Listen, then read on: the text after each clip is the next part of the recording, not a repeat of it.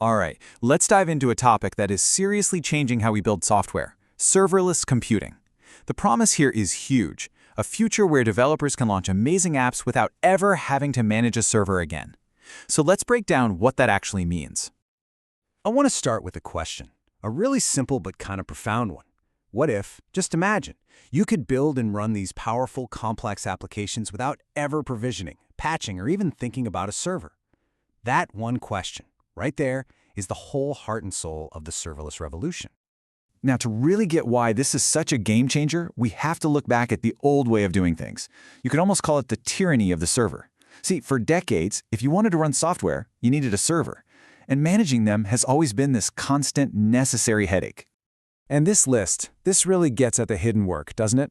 Managing a server isn't something you do once. Oh no, it is a never-ending cycle of patching, of trying to guess the right capacity, setting up security, and just constantly watching it. It's a massive drain on time and energy that pulls developers away from what they're actually supposed to be doing, building cool stuff. And that, of course, brings us to the solution. So what on earth does serverless actually mean? Because let's be honest, the name can be a little bit confusing. Okay, so here's the deal. At its core, serverless is a model where the cloud provider, think Amazon, Google, Microsoft, handles all the underlying infrastructure for you. Your only job as a developer is to write your code and deploy it. All that other stuff, all that operational work like patching and scaling, it's just gone. It's handled for you. And this quote right here, this is it. This is the big aha moment. Of course, there are still servers somewhere. They haven't magically disappeared. The whole point is, they're not your problem anymore. They become this invisible implementation detail, letting you focus 100% on your application's logic.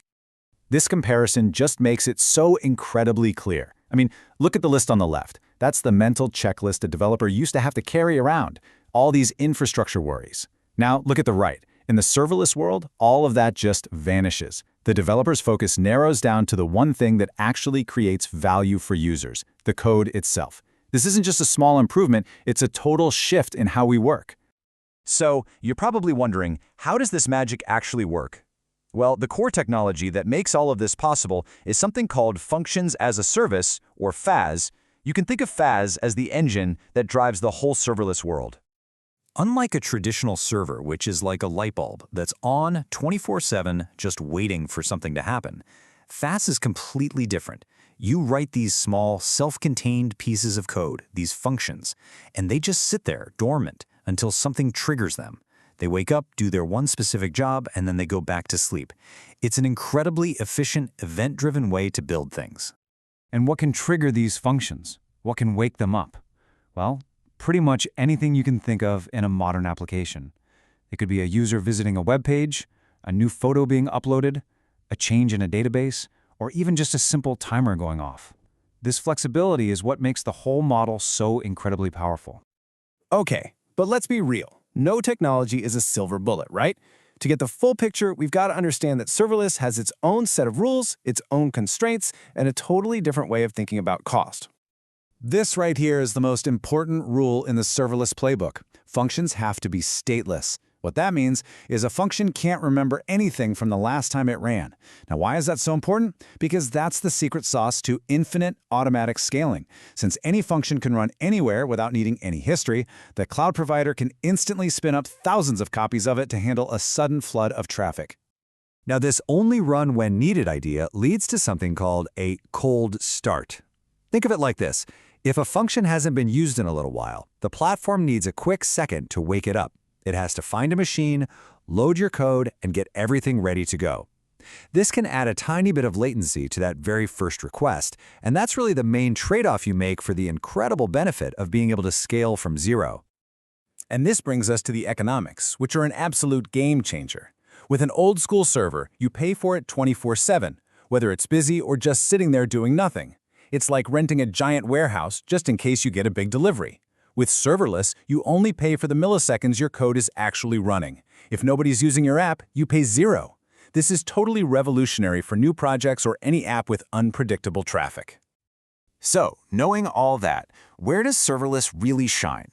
Well, it's absolutely perfect for building APIs and small, independent microservices. It's great for processing streams of data, running background tasks on a schedule, and it's especially a lifesaver for any workload that has really spiky, unpredictable traffic. But it's just as important to know when it's not the right tool for the job. You probably wouldn't try to run a huge, complex, monolithic application this way, or a process that needs to chug along for hours at a time. Things like real-time gaming servers or tasks that need very specific hardware are still a much better fit for traditional servers or containers. So where is all of this headed? Well, beyond just being a technology, serverless is really a philosophy. It's pushing us towards a future of what some people call zero ops, where development teams can pour all their energy into creating amazing products, not managing infrastructure. And you can see this philosophy spreading everywhere now. We're seeing the rise of serverless containers, serverless databases, even serverless machine learning platforms. The goal is always the same: make the underlying infrastructure invisible. And the platforms are getting smarter every single day, working to get rid of challenges like cold starts altogether. And that leaves us with this final, really powerful question to think about. For so many years, the server has been the fundamental building block of everything we do online. If it truly becomes nothing more than an irrelevant detail, just something hidden away in the cloud, what incredible new things will that freedom allow us to build next?